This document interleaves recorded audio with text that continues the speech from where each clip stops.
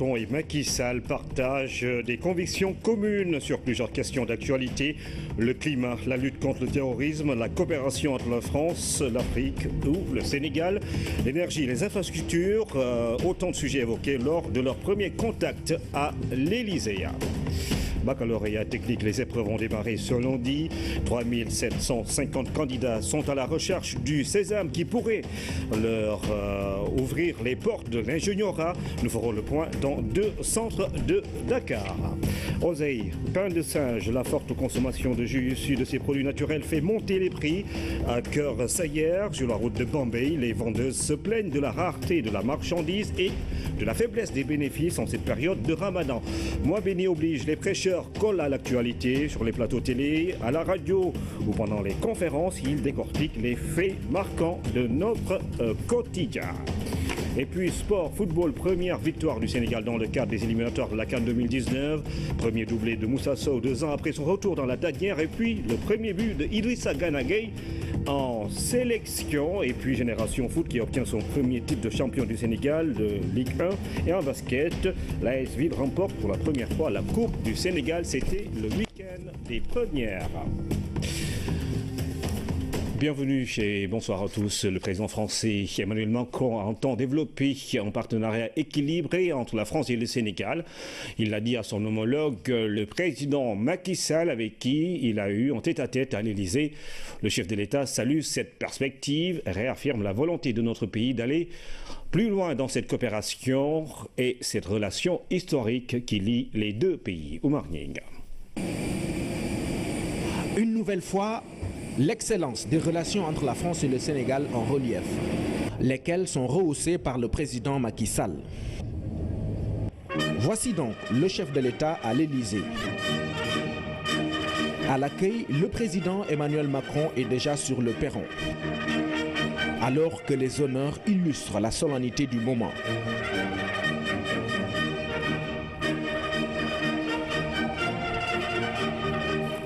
La chaleureuse bienvenue est suivie d'un entretien tout aussi cordial dans les jardins du palais. Tête-à-tête autour des relations d'amitié et de coopération entre les deux pays. Je me réjouis parce que nos deux pays entretiennent des relations extrêmement fortes qui ont la force à la fois de l'histoire, mais aussi d'un nouveau partenariat rééquilibré et de nombreux projets d'avenir que nous avons évoqués durant notre échange. En effet, le Sénégal et la France ont signé des accords dans différents domaines lors de la visite d'État du président Macky Sall à Paris. Cette première prise de contact est l'occasion de les conforter. Le Sénégal jouit d'une croissance absolument remarquable qui démontre la solidité, l'attractivité de l'économie sénégalaise. Nous avons plusieurs projets qui sont en bonne avancée en matière de transport urbain. Je pense au train express régional de Dakar qui vient d'être lancé et à l'engagement personnel du président que je remercie sur ce sujet.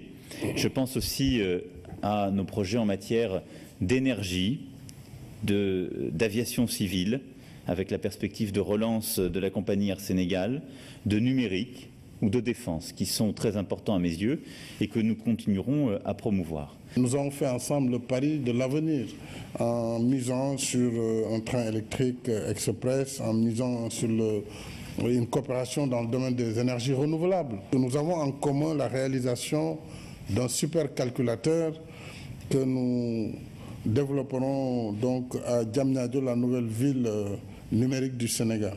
Le domaine de coopération porte aussi dans des domaines aussi variés que l'agriculture, l'éducation et la formation professionnelle.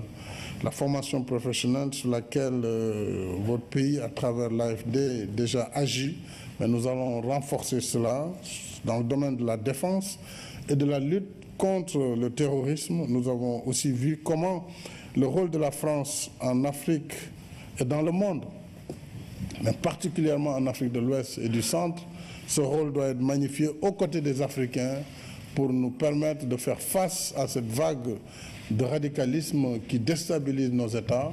La lutte contre le terrorisme est un autre défi partagé.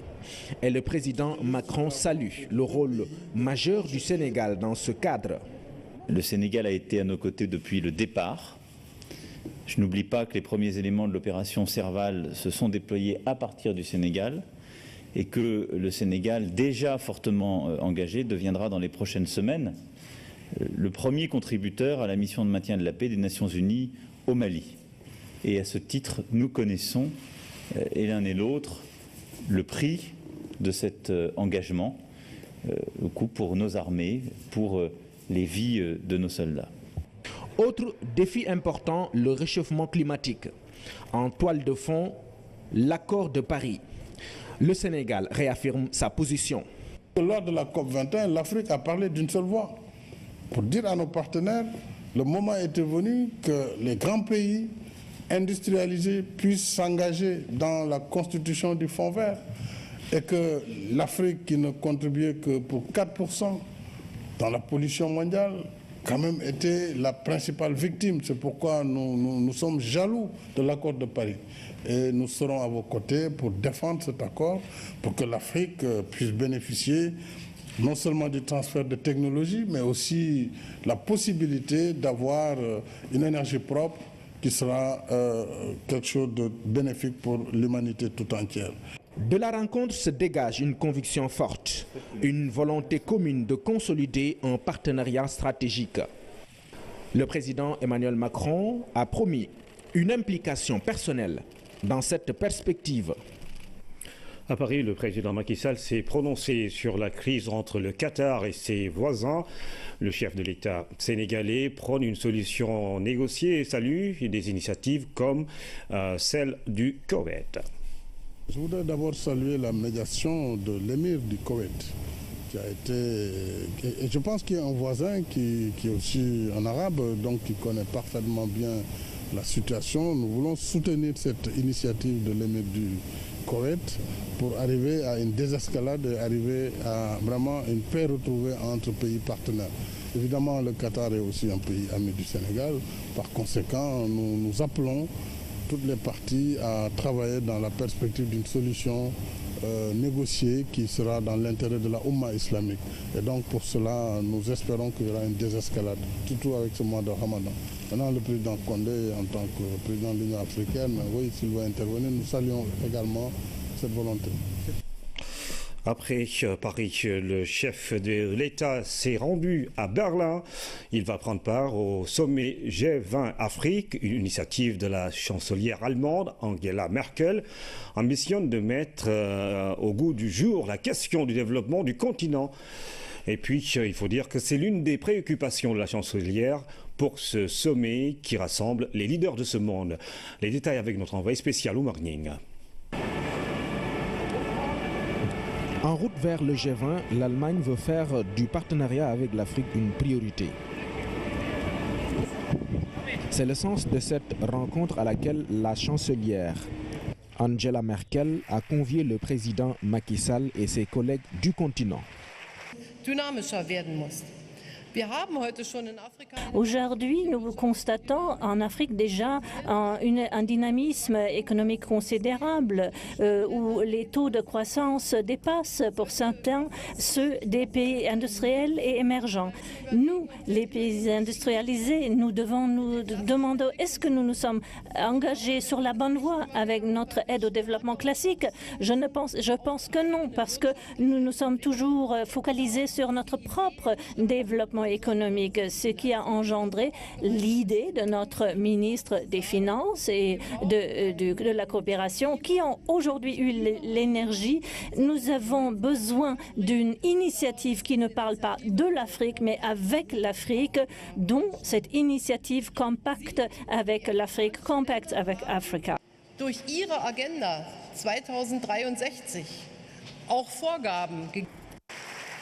L'initiative allemande est à saluer parce que orientée vers l'action et la solution. C'est de cela que l'Afrique a besoin.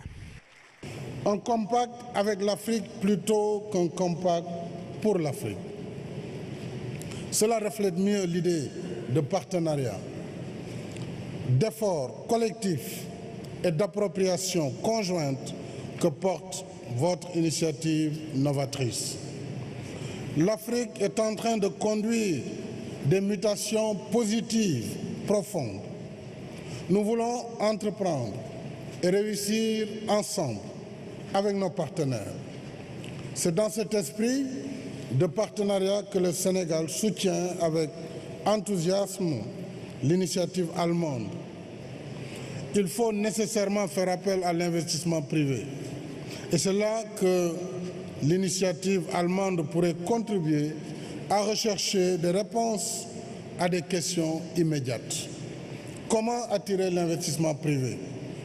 Comment convaincre les uns et les autres que l'Afrique est aujourd'hui un pôle de croissance où l'on peut investir, sécuriser son investissement et le rentabiliser?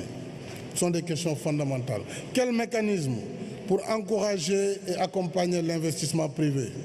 Comment promouvoir davantage le partenariat public-privé? Que doivent faire ensemble nos pays en termes de réformes pour créer et maintenir un climat des affaires propice à l'investissement? Voilà quelques questions parmi d'autres sur lesquelles nous pourrions réfléchir ensemble pour donner un contenu à notre compact. Sur le même registre, les chefs d'État africains ont salué l'approche. Président en exercice du Népal, le chef de l'État a plaidé pour le financement du programme de développement des infrastructures en Afrique, non sans donner des pistes de solutions. Au vu du message délivré par le président Macky Sall, l'initiative de la chancelière Angela Merkel trouve son fondement. À la grande satisfaction des compatriotes venus souhaiter la bienvenue au président Macky Sall à son arrivée ici à Berlin. Plus de 3700 élèves ont démarré les épreuves du bac technique. Pendant 5 jours, les candidats vont devoir résoudre des équations en mécanique générale, électrotechnique, fabrication entre autres. Le point est au lycée Maurice Delafosse et au collège Saint-Michel de Dakar. Pape Bounachao. À 8 heures précises, au centre du lycée technique Maurice Delafosse, les candidats étaient déjà en salle. Les épreuves du jour sont la mécanique générale et l'électrotechnique. Tout se passe dans le calme et la tranquillité. Aucune irrégularité à signaler. Il s'agit de la série, pour ce qui nous concerne, la série T1 et la série T2. T1, c'est la fabrication mécanique ou mécanique générale. Donc, ça peut s'appeler aussi la productique. Là, donc, en T1, nous avons 62 candidats. On peut dire aussi 10 filles, voilà, contre 52 garçons. Et la T2, c'est l'électrotechnique et l'électronique. Là, nous avons 50 candidats, donc 47 garçons, 3 filles. Et tout se passe bien. Même ambiance au centre d'examen du collège Saint-Michel. Ici également, tout le dispositif est en place. Les épreuves ont démarré à temps. Nous avons démarré effectivement à 8 heures avec 359 candidats qui sont en train de composer dans 14 salles. Donc dans chaque salle, nous avons 2 surveillants. Et les surveillants sont venus également à l'heure. Les candidats étaient là donc depuis 7h30 et à 8h, on a pu démarrer les premières épreuves. La spécificité du bac technique réside dans les épreuves pratiques qui nécessitent beaucoup de temps et des conditions de travail particulières. C'est-à-dire les salles, un candidat par table, 2 surveillants au minimum par salle et la sécurité, le secrétariat de jury, un cours dégagé, pas de circulation, autre que les candidats. Pour les candidats, les épreuves du jour sont abordables. C'était abordable. On nous a enseigné tout cela. Ce n'était pas quelque chose qu'on peut dire qu'on n'a pas fait en classe. On a tout fait. On nous a enseigné comment faire la question de synthèse, comment tout faire. Donc. Oui, c'était abordable. Oui. Ça va, il y a le bar. On l'a vu en classe, le prof l'a bien enseigné. C'est bon. Donc, vous êtes confiante pour la suite? Espérons. Mécanique générale, fabrication générale, productique, électrotechnique, entre autres épreuves qui vont focaliser l'attention des candidats pendant au moins 5 jours. Les premières délibérations sont prévues au plus tard le 19 juin prochain. Les statistiques du secteur de la pêche passent à la loupe. L'atelier qui regroupe les responsables du ministère, l'ANSD et Statistique Canada se penche sur l'identification des forces et des faiblesses de l'activité au Sénégal. Awa Ndiaye. La pêche est un secteur important pour la sécurité alimentaire et pour l'économie sénégalaise. La mission des statistiques de la pêche vise à compléter le diagnostic entrepris en rencontrant les acteurs du secteur. L'Agence nationale de la statistique et de la démographie veille à l'élaboration d'un plan d'action. L'ANSD a pour mission essentielle de coordonner le système statistique national. C'est donc dans ce cadre-là que nous avons aussi sollicité une fois de plus Statistique Canada, qui, je dois le rappeler, est un modèle pour nous. Donc l'ANSD veut vraiment s'inspirer de Statistique Canada, qui est réputée être la meilleure agence de statistiques au monde. C'est vraiment un modèle pour nous. Les représentants de Statistique Canada ont rencontré les responsables en charge de la production des produits statistiques de la pêche. L'atelier d'aujourd'hui s'inscrit dans le cadre du projet d'appui technique mis en œuvre par Statistique Canada afin d'appuyer le système statistique national du Sénégal, dont vous êtes tous les acteurs et les actrices à certains niveaux. Ce projet de 3 ans, lancé en septembre 2016, a 2 principaux objectifs. Le renforcement institutionnel du système statistique national sénégalais, notamment une meilleure coordination de la production de statistiques par l'ANSD, et le renforcement des capacités et l'amélioration de la qualité, de la production et la diffusion de statistiques du système statistique national. Le gouvernement du Sénégal reconnaît la nécessité des statistiques pour le ministère de la Pêche et de l'économie maritime. Le secteur de la pêche est un secteur très important, je dirais le premier secteur de l'économie maritime, est basé sur des ressources vivantes qui doivent être gérées de façon durable. Donc, c'est normal que les statistiques soient importantes pour le développement durable de ce secteur.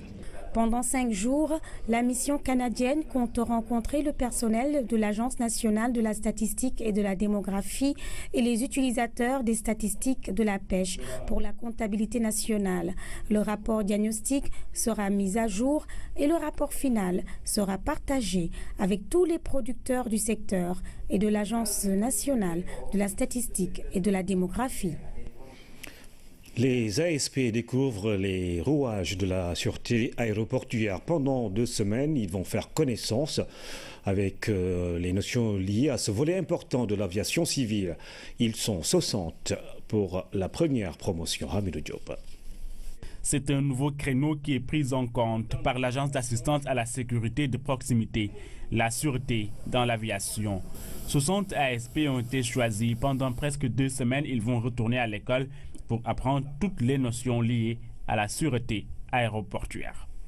Aujourd'hui, avec les perspectives d'ouverture de l'aéroport Blaise Diagne, on a estimé nécessaire de nous appuyer sur l'ANACIM et des spécialistes pour vraiment prendre les ASP en formation pour les certifier. C'est des formations très courtes de 25 jours, mais avec des diplômes très importants. C'est pourquoi on a estimé vraiment adosser cette formation dans le domaine de la sûreté.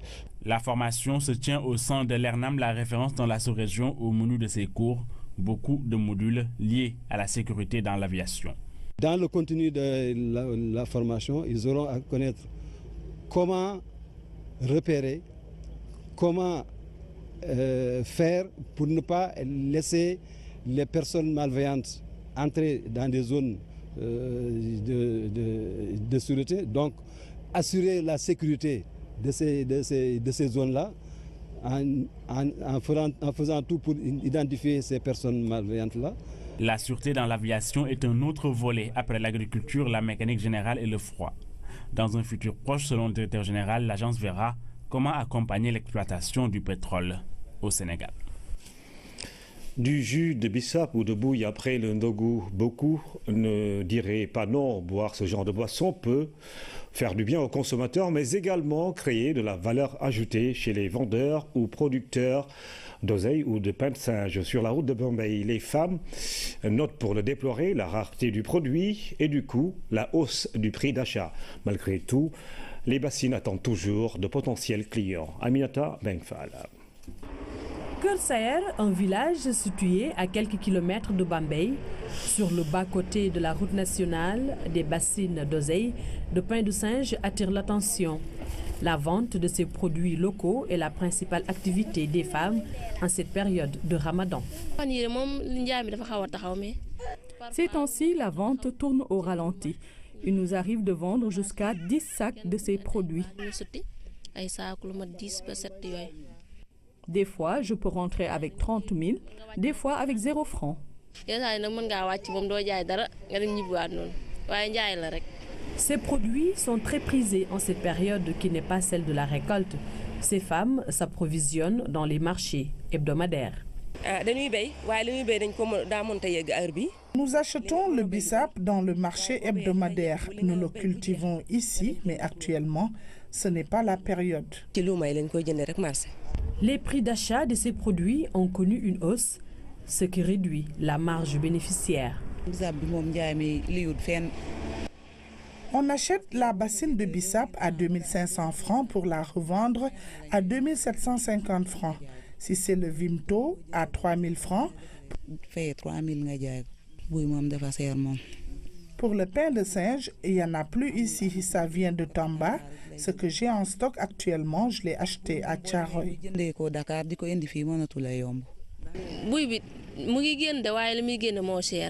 Nous achetons la bassine de pain de singe à 7 000 francs pour la revendre. Il n'y a pas beaucoup de bénéfices. Une augmentation qui se constate également sur le marché à Dakar. À Tilène et à Castor, les détaillants font de bonnes affaires. La vente marche bien. Le pot de pain de singe coûte 650 francs et pour le bissap, c'est 500 francs. Des prix jugés élevés par les transformatrices de ces produits en jus. C'est trop cher, on achète tout, même le sucre coûte cher. Il nous arrive d'avoir 6 000 francs seulement de bénéfices et la préparation nous prend toute la journée. Avec 1 000 francs, on peut acheter une bouteille de ces jus locaux bien frais. Le seul hic, l'écoulement peut des fois prendre du temps. La vente est aléatoire. Il nous arrive d'avoir des restes qu'on n'écoule pas et qui sont au frigo. Ces jus locaux, on les retrouve presque sur toutes les tables à la rupture du jeûne. En cette période de grande consommation, une hausse est constatée sur les prix des produits bruts à Keur Saer ou au marché à Dakar. Et les clients n'ont d'autre choix que de se plier au bon vouloir des vendeurs. Plateau télévisé, radio ou conférence, c'est le temps des prêcheurs. En ce mois béni de Ramadan, ils sont très sollicités par les daïras et autres associations. Alors, que disent-ils justement dans leurs prêches?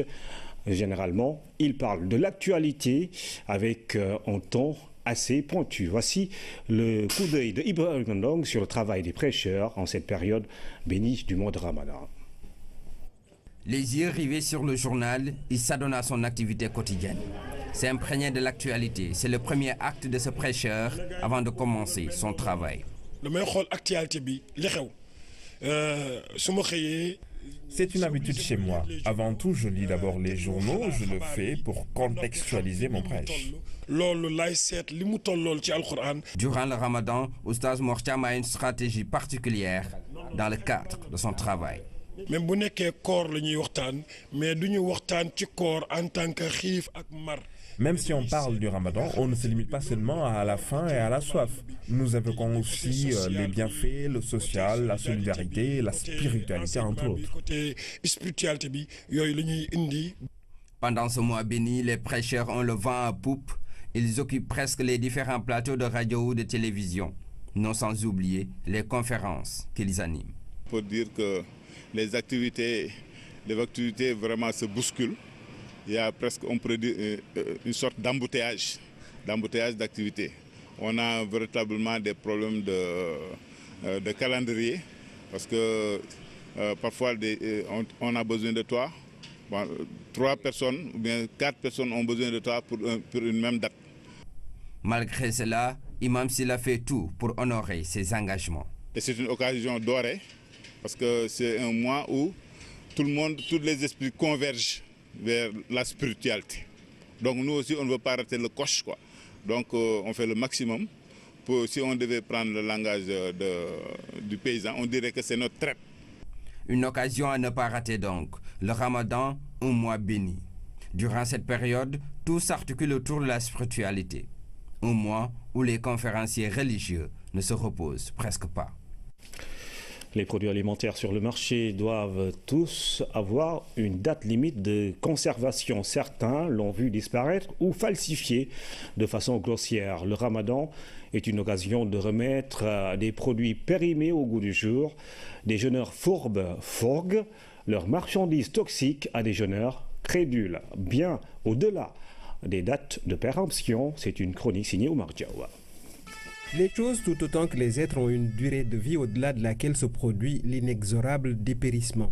Il en est ainsi de tout ce dont nous sommes si friands, faisant fi de la prudence des plus élémentaires. La sécurité sanitaire des aliments n'est pas juste qu'un de ces nouveaux concepts agités par des spécialistes à la science hermétique. C'est un enjeu de santé publique, car dans un contexte de croissance exponentielle des besoins alimentaires, l'intensification des systèmes de production fait que des tonnes de produits phytosanitaires fortement rémanents sont déversés chaque année dans les exploitations. Les vaches ne mangent plus que de l'herbe des pâturages, les poules ne picorent plus que des céréales, l'élevage industriel de dopage a de quoi ôter l'envie de se mettre à table. Quand arrive le Ramadan, mois de forte demande, les marchés prennent des couleurs et des saveurs dont il faut avoir peur. En effet, si Ramadan rime avec rédemption pour bon nombre de pratiquants, c'est l'occasion inespérée pour un monde interlope d'inonder les étagères et les étals jusque sur les trottoirs de produits ayant expiré. Avec le temps et les mauvaises conditions de stockage, émulsifiants, gélifiants, édulcorants, épaississants et conservateurs se transforment en poison. Les décongélations, recongélations entraînent des reprises d'activités bactériologiques toxiques.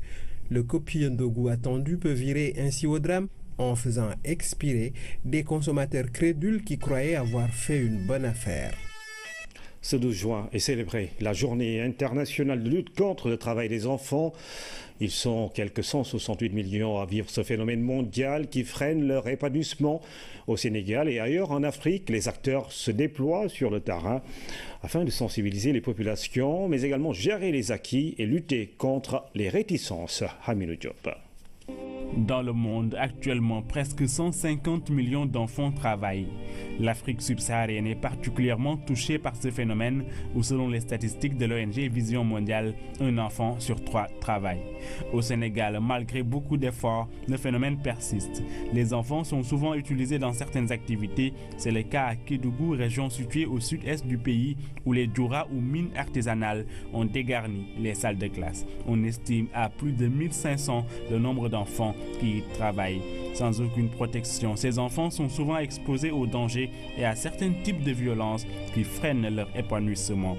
À Dakar aussi, on note des cas de travail d'enfants, la vente de bouteilles d'eau, le travail de domestiques, entre autres. Le 12 juin, journée internationale de la lutte contre le travail des enfants, est l'occasion de porter le plaidoyer pour venir à bout de ce phénomène. Monsieur Mathurin Bonzi, bonsoir. Bonsoir.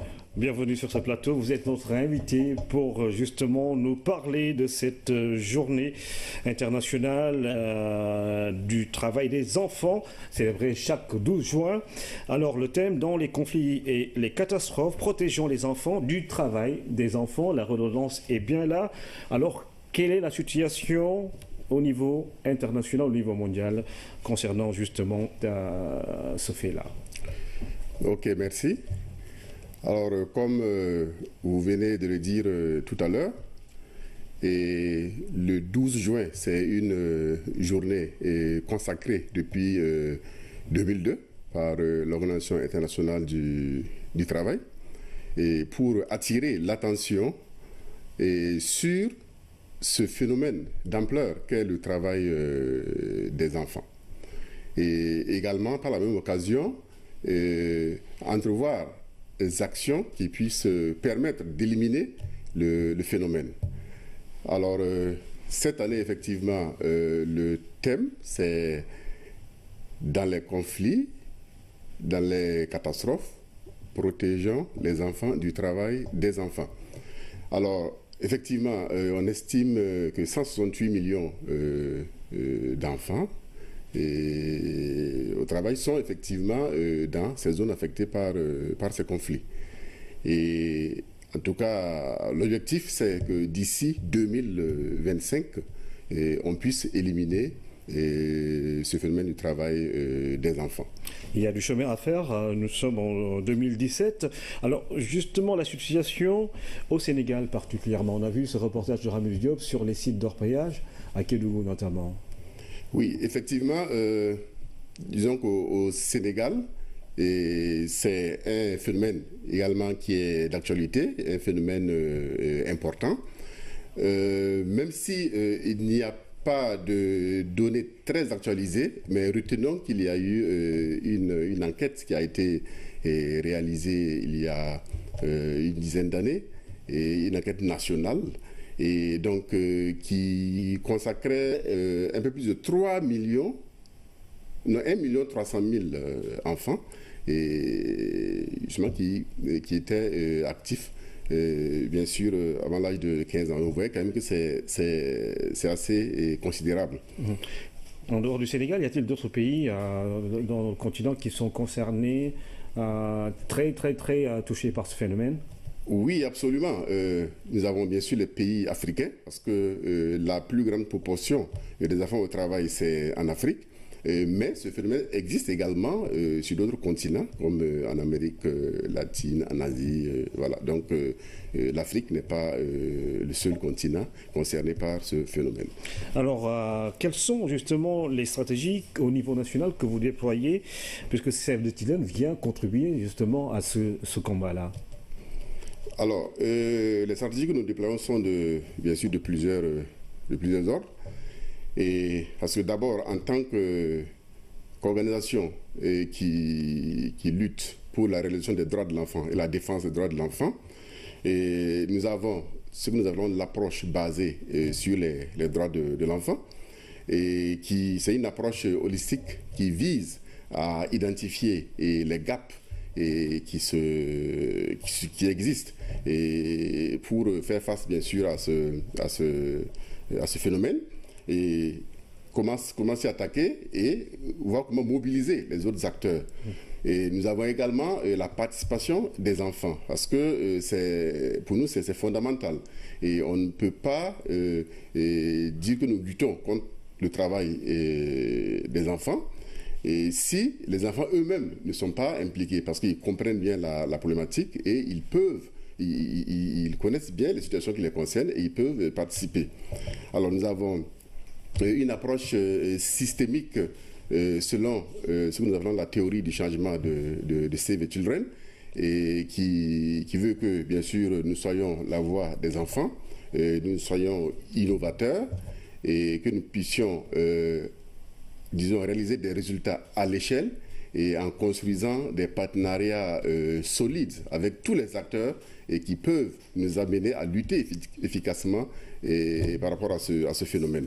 Alors, dernière question, quel est le dispositif réglementaire par rapport aux politiques en cours dans le continent? On sait que les enfants travaillent dans l'agriculture, la pêche et beaucoup d'autres secteurs. Oui, disons qu'au Sénégal, il y a un dispositif réglementaire assez important, justement sur lequel nous appuyons. Déjà, nous pouvons évoquer la Convention des droits de l'enfant. Nous pouvons évoquer également la Charte africaine du droit et du bien-être des enfants. Et nous avons la Convention 138 de l'OIT, et également 182, et que le Sénégal a ratifié.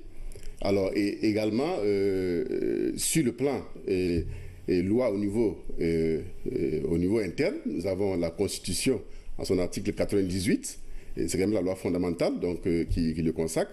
Et nous avons également le code de l'enfant, le code de la famille, et où nous retrouvons en tout cas des dispositifs et qui permettent en tout cas de traiter efficacement ce phénomène de travail de l'enfant.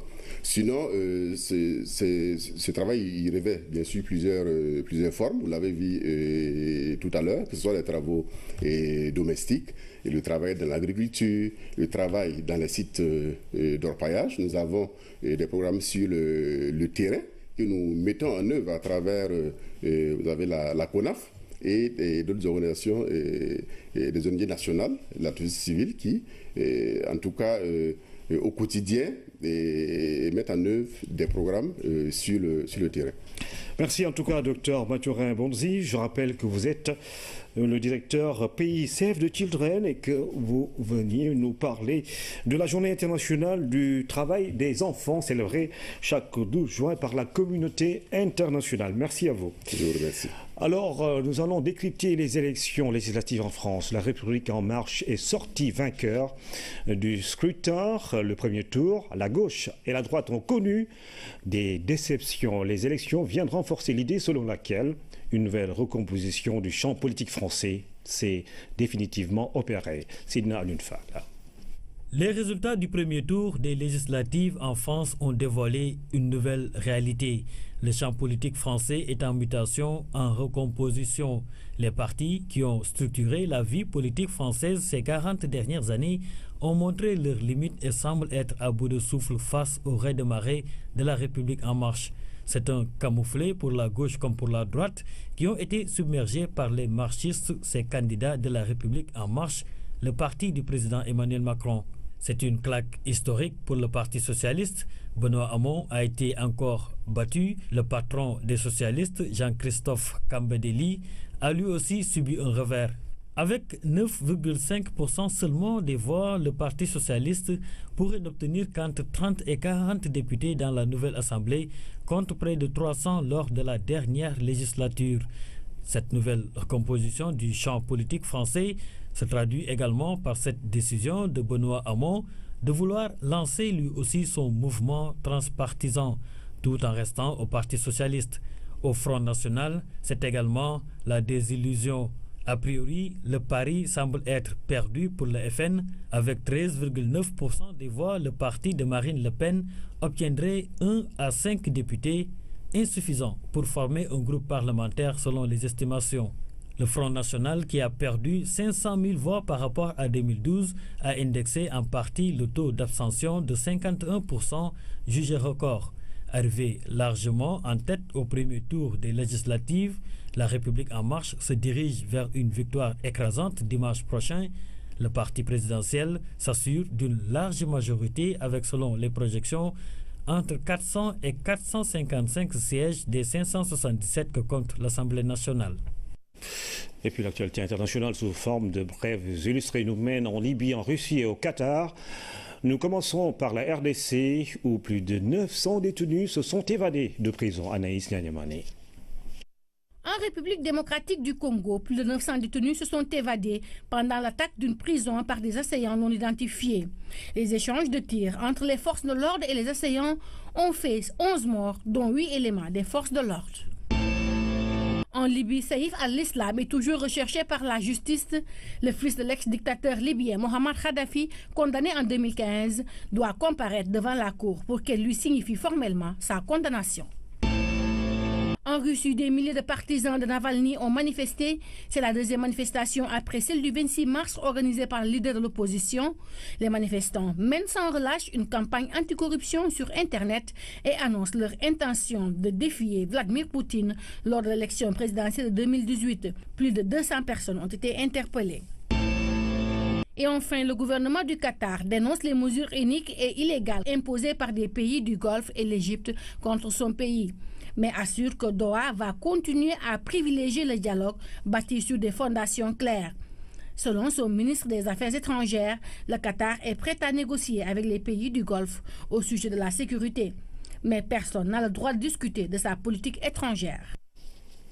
football, une première pour Génération Foot. L'équipe de Denis Biramdao est sacrée championne du Sénégal face au Stade de Mbour, 4-2 avant justement la clôture de la saison.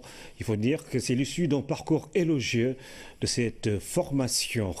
La synthèse de Louis Philippe Sagna. Les buts victorieux ont été inscrits pendant les arrêts de jeu. D'abord cet exploit de Mamadou Lamine Gueye.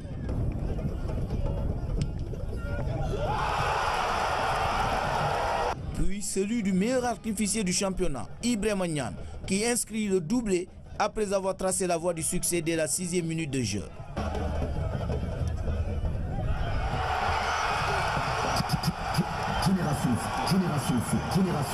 C'était pas facile dès le début, mais on a tout géré jusqu'à présent. Auparavant, le score était d'un but partout jusqu'à la dernière minute de la première période. Le coup franc obtenu par les Grenats a été majestueusement transformé par le Gambien Ablaye Diallo.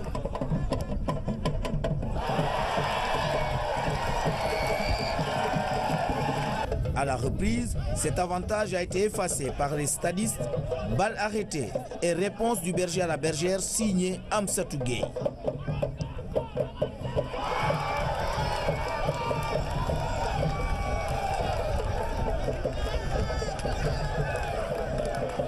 Malgré les efforts des Mbourois, il était dit que les protégés d'Olivier Perrin devaient entrer dans l'histoire. 4-2 au coup de sifflet final. Notre objectif, c'est de former des joueurs qui partent en Europe. Donc, comme la saison dernière, on était 2e en Ligue 2, on est monté avec 5 départs. Tout le monde nous a dit 5 départs, comment ils vont faire. Et ben, on a fait confiance à nos jeunes, à notre travail. Et on est aujourd'hui leader. Et puis on a déjà, vous dites Niane s'en va, et on a aujourd'hui Amadou Diainga qui a marqué 7 buts en jouant 11 matchs. Et on a le petit Sabali qui en est à 7 buts et qui a joué 12 matchs, donc 2,99, donc on a préparé la suite.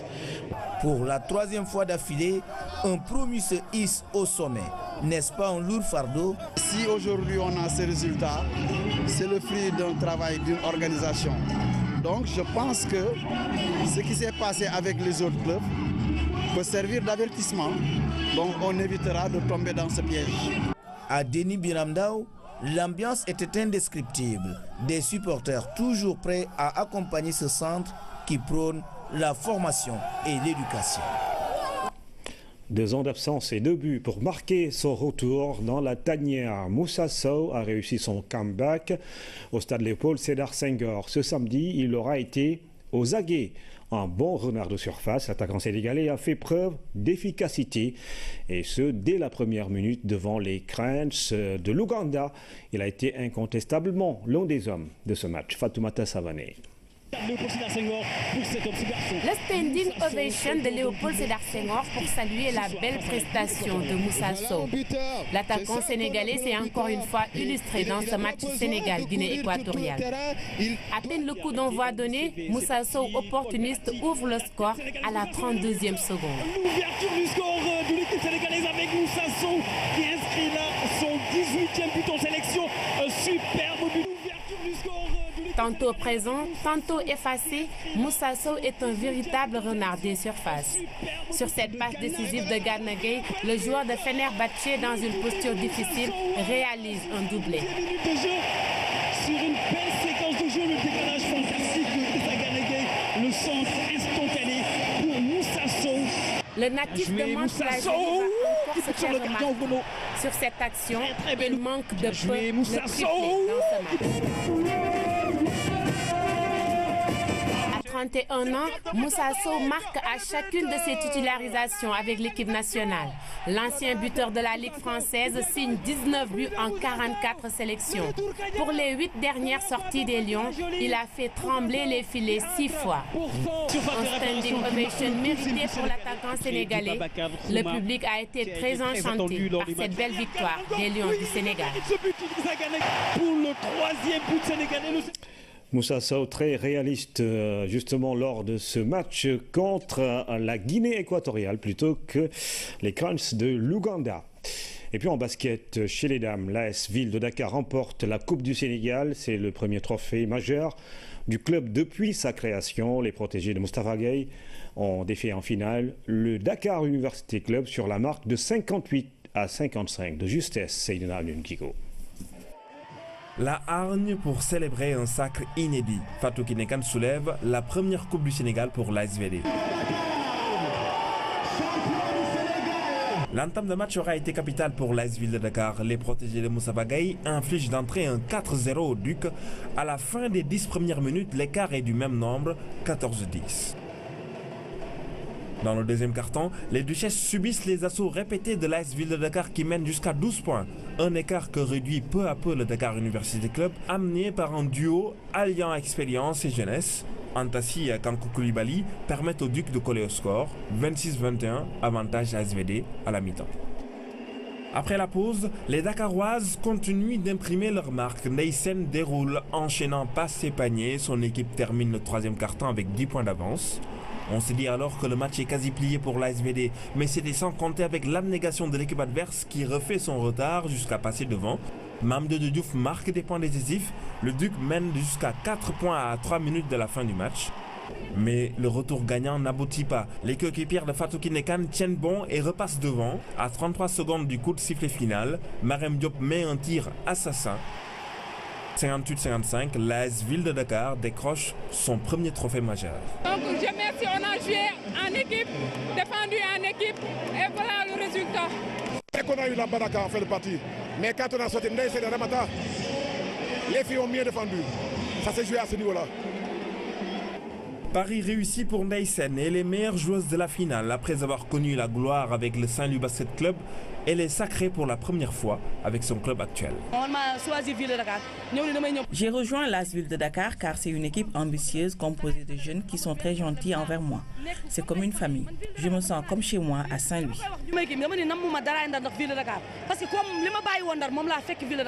L'AS Ville de Dakar peut se concentrer sur le championnat. Elle vise désormais la finale des playoffs. Athlétisme, la Ligue de Ziguinchor a organisé les championnats régionaux de la discipline qualificatifs aux championnats nationaux. Ils sont plus de 100 athlètes des régions de Ziguinchor et de Sédhiou à prendre part à cette compétition qui s'est tenue au stade Aline Sitoé Diatta. Le reportage d'Abdoulaziz Ban. Pour ces championnats régionaux d'athlétisme, ils sont 10 clubs de la région à y prendre part. En plus de ces clubs de Ziguinchor, des athlètes de la région de Sédhiou sont également invités. L'organisation de ces championnats régionaux a deux principaux objectifs. D'abord de découvrir, parce que beaucoup de jeunes, c'est la première fois qu'ils foulent le tartan de ce stade. Et à d'autres, c'est la première fois qu'ils viennent à Ziguinchor. Donc déjà, c'est une découverte pour eux et ça permet aussi le brassage. Ça fait des relations entre jeunes. Et au finish, c'est pour avoir les meilleurs résultats qui nous permettront d'avoir de bons résultats au niveau national.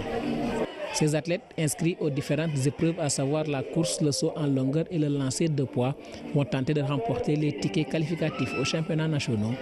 Dans ces exercices, les athlètes du département de Ziguinchor se sont le plus distingués. C'est une très bonne compétition qui nous a permis de nous jauger et de montrer de quoi on est capable. Nous n'avons fait que réciter ce que l'on nous a inculqué et on a gagné. C'est vraiment une bonne chose d'avoir participé à ces championnats régionaux. Notre souhait est que l'on organise chaque mois ces compétitions. On voit qu'il y a des jeunes qui promettent beaucoup. Dans les petites catégories, aussi dans les grandes catégories, mais la plupart des athlètes que l'on voit là, ce ne sont pas des anciens. Ils ont 2 ou 3 ans d'athlétisme et ils remportent des victoires. Au sortir de ces championnats régionaux, un bilan est tiré et un satisfecit est décerné. Cette année, nous avons placé ce championnat sur le site de la Renaissance et du renouveau. Il faut rappeler que la région de Casamance, de manière générale, était le vivier de l'athlétisme du Sénégal. De très bons athlètes, parce que comme je l'ai dit, on a toutes les catégories de Benjamin à Seigneur. Et la crème est là, et les petits surtout. J'ose espérer que d'ici quelques années, on aura de très bons résultats si on continue ce bon travail. Après la compétition, les résultats vont être envoyés à la direction technique nationale pour validation. Ainsi, les athlètes ayant obtenu les meilleurs résultats vont prendre part aux championnats nationaux d'athlétisme. C'est la fin de cette édition. Mesdames et messieurs, merci encore une fois de suivre l'actualité tous les jours sur la première chaîne de télévision sénégalaise.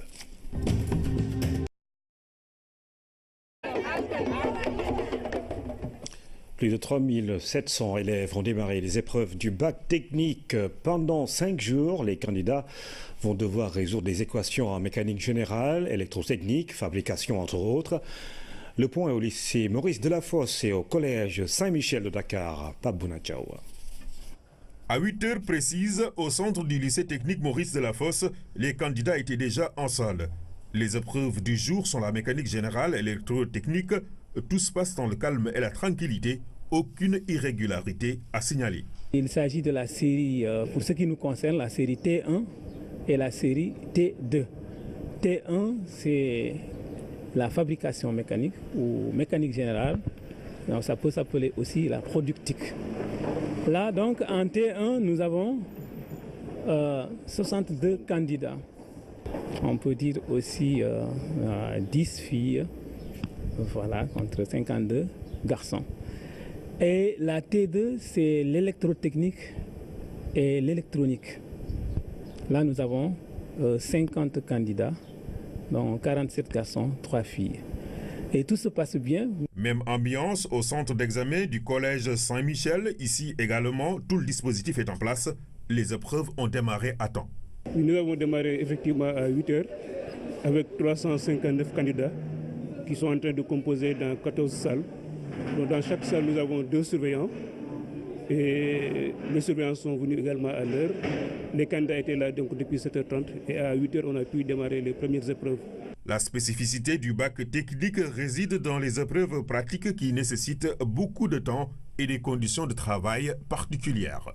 C'est-à-dire les salles, un candidat par table, 2 surveillants au minimum par salle et la sécurité, le secrétariat de jury, un cours dégagé, pas de circulation, autre que les candidats.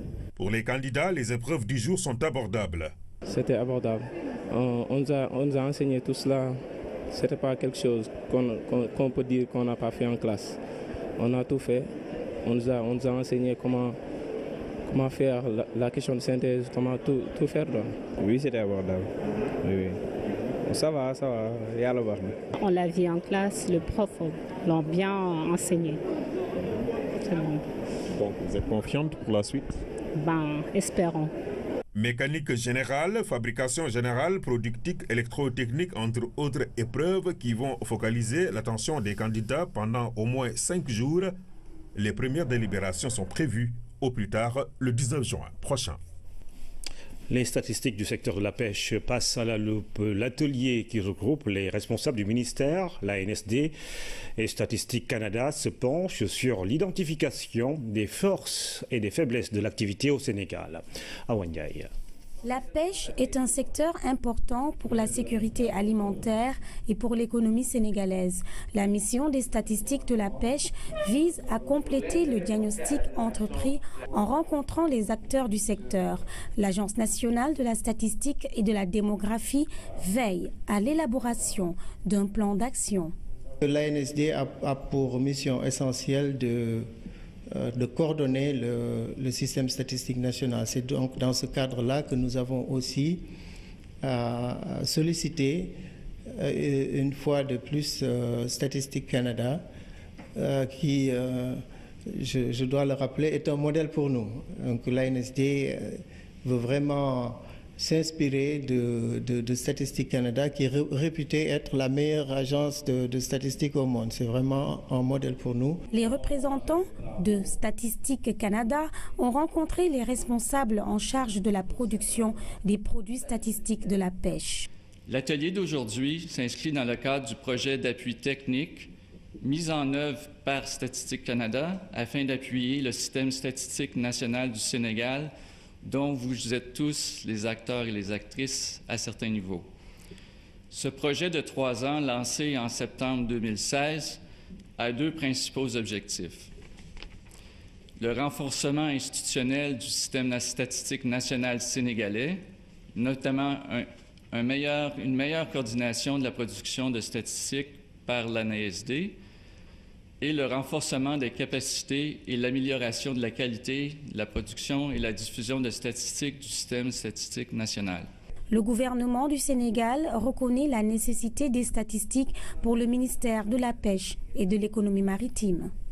Le secteur de la pêche est un secteur très important, je dirais le premier secteur de l'économie maritime, est basé sur des ressources vivantes qui doivent être gérées de façon durable. Donc, c'est normal que les statistiques soient importantes pour le développement durable de ce secteur.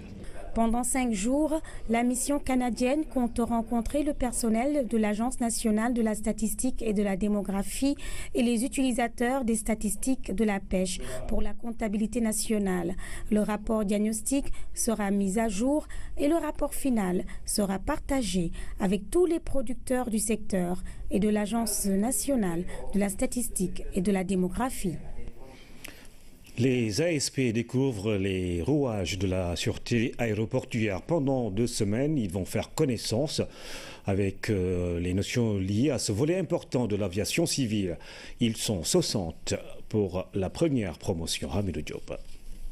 C'est un nouveau créneau qui est pris en compte par l'Agence d'assistance à la sécurité de proximité, la sûreté dans l'aviation. 60 ASP ont été choisis. Pendant presque 2 semaines, ils vont retourner à l'école pour apprendre toutes les notions liées à la sûreté aéroportuaire. Aujourd'hui, avec les perspectives d'ouverture de l'aéroport Blaise Diagne, on a estimé nécessaire de nous appuyer sur l'ANACIM et des spécialistes pour vraiment prendre les ASP en formation pour les certifier. C'est des formations très courtes de 25 jours, mais avec des diplômes très importants. C'est pourquoi on a estimé vraiment adosser cette formation dans le domaine de la sûreté. La formation se tient au sein de l'ERNAM, la référence dans la sous-région. Au menu de ses cours, beaucoup de modules liés à la sécurité dans l'aviation. Dans le contenu de la formation, ils auront à connaître comment repérer, comment faire pour ne pas laisser les personnes malveillantes entrer dans des zones de sûreté, donc assurer la sécurité de ces zones-là en faisant tout pour identifier ces personnes malveillantes-là. La sûreté dans l'aviation est un autre volet après l'agriculture, la mécanique générale et le froid. Dans un futur proche, selon le directeur général, l'agence verra comment accompagner l'exploitation du pétrole au Sénégal. Du jus de bissap ou de bouille après le ndogu, beaucoup ne diraient pas non. Boire ce genre de boisson peut faire du bien aux consommateurs, mais également... Que nous développerons donc à Diamniadio, la nouvelle ville numérique du Sénégal. Les domaines de coopération portent aussi dans des domaines aussi variés que l'agriculture, l'éducation et la formation professionnelle. La formation professionnelle sur laquelle votre pays, à travers l'AFD, déjà agit, mais nous allons renforcer cela dans le domaine de la défense et de la lutte contre le terrorisme. Nous avons aussi vu comment le rôle de la France en Afrique et dans le monde, mais particulièrement en Afrique de l'Ouest et du Centre, ce rôle doit être magnifié aux côtés des Africains pour nous permettre de faire face à cette vague de radicalisme qui déstabilise nos États. La lutte contre le terrorisme est un autre défi partagé. Et le président Macron salue le rôle majeur du Sénégal dans ce cadre. Le Sénégal a été à nos côtés depuis le départ. Je n'oublie pas que les premiers éléments de l'opération Serval se sont déployés à partir du Sénégal et que le Sénégal, déjà fortement engagé, deviendra dans les prochaines semaines le premier contributeur à la mission de maintien de la paix des Nations Unies au Mali. Et à ce titre, nous connaissons, et l'un et l'autre, le prix de cet engagement, au coût pour nos armées, pour les vies de nos soldats. Autre défi important, le réchauffement climatique. En toile de fond, l'accord de Paris. Le Sénégal réaffirme sa position. Lors de la COP21, l'Afrique a parlé d'une seule voix. Pour dire à nos partenaires, le moment était venu que les grands pays industrialisés puissent s'engager dans la constitution du Fonds vert. et que l'Afrique, qui ne contribuait que pour 4% dans la pollution mondiale, quand même était la principale victime. C'est pourquoi nous sommes jaloux de l'accord de Paris. Et nous serons à vos côtés pour défendre cet accord, pour que l'Afrique puisse bénéficier non seulement du transfert de technologies, mais aussi la possibilité d'avoir une énergie propre qui sera quelque chose de bénéfique pour l'humanité tout entière. De la rencontre se dégage une conviction forte, une volonté commune de consolider un partenariat stratégique. Le président Emmanuel Macron a promis une implication personnelle dans cette perspective. À Paris, le président Macky Sall s'est prononcé sur la crise entre le Qatar et ses voisins. Le chef de l'État sénégalais prône une solution négociée et salue des initiatives comme celle du Koweït. Je voudrais d'abord saluer la médiation de l'émir du Koweït, qui a été, et je pense qu'il y a un voisin qui est aussi un arabe, donc qui connaît parfaitement bien la situation. Nous voulons soutenir cette initiative de l'émir du Koweït pour arriver à une désescalade et arriver à vraiment une paix retrouvée entre pays partenaires. Évidemment, le Qatar est aussi un pays ami du Sénégal. Par conséquent, nous appelons toutes les parties à travailler dans la perspective d'une solution négociée qui sera dans l'intérêt de la Oumma islamique. Et donc pour cela, nous espérons qu'il y aura une désescalade, surtout avec ce mois de Ramadan. Maintenant, le président Condé, en tant que président de l'Union africaine, oui, s'il veut intervenir, nous saluons également cette volonté. Après Paris, le chef de l'État s'est rendu à Berlin. Il va prendre part au sommet G20 Afrique, une initiative de la chancelière allemande Angela Merkel, ambitionne de mettre au goût du jour la question du développement du continent. Et puis, il faut dire que c'est l'une des préoccupations de la chancelière pour ce. Macron et Macky Sall partagent des convictions communes sur plusieurs questions d'actualité. Le climat, la lutte contre le terrorisme, la coopération entre la France, l'Afrique ou le Sénégal, l'énergie, les infrastructures, autant de sujets évoqués lors de leur premier contact à l'Élysée. Baccalauréat technique, les épreuves ont démarré ce lundi. 3750 candidats sont à la recherche du sésame qui pourrait leur ouvrir les portes de l'ingénierat. Nous ferons le point dans 2 centres de Dakar. Oseille, pain de singe, la forte consommation de jus issus de ces produits naturels fait monter les prix. À Cœur-Saillère, sur la route de Bombay, les vendeuses se plaignent de la rareté de la marchandise et de la faiblesse des bénéfices en cette période de Ramadan. Mois béni oblige, les prêcheurs collent à l'actualité sur les plateaux télé, à la radio ou pendant les conférences. Ils décortiquent les faits marquants de notre quotidien. Et puis sport, football, première victoire du Sénégal dans le cadre des éliminatoires de la CAN 2019. Premier doublé de Moussa Sow 2 ans après son retour dans la tanière. Et puis le premier but de Idrissa Gana Gueye en sélection. Et puis Génération Foot qui obtient son premier titre de champion du Sénégal de Ligue 1. Et en basket, l'AS Ville remporte pour la première fois la Coupe du Sénégal. C'était le week-end des premières. Bienvenue et bonsoir à tous. Le président français Emmanuel Macron entend développer un partenariat équilibré entre la France et le Sénégal. Il l'a dit à son homologue, le président Macky Sall, avec qui il a eu en tête-à-tête à l'Élysée. Le chef de l'État salue cette perspective et réaffirme la volonté de notre pays d'aller plus loin dans cette coopération et cette relation historique qui lie les deux pays. Oumar Nying. Une nouvelle fois, l'excellence des relations entre la France et le Sénégal en relief, lesquelles sont rehaussées par le président Macky Sall. Voici donc le chef de l'État à l'Élysée. À l'accueil, le président Emmanuel Macron est déjà sur le perron, alors que les honneurs illustrent la solennité du moment.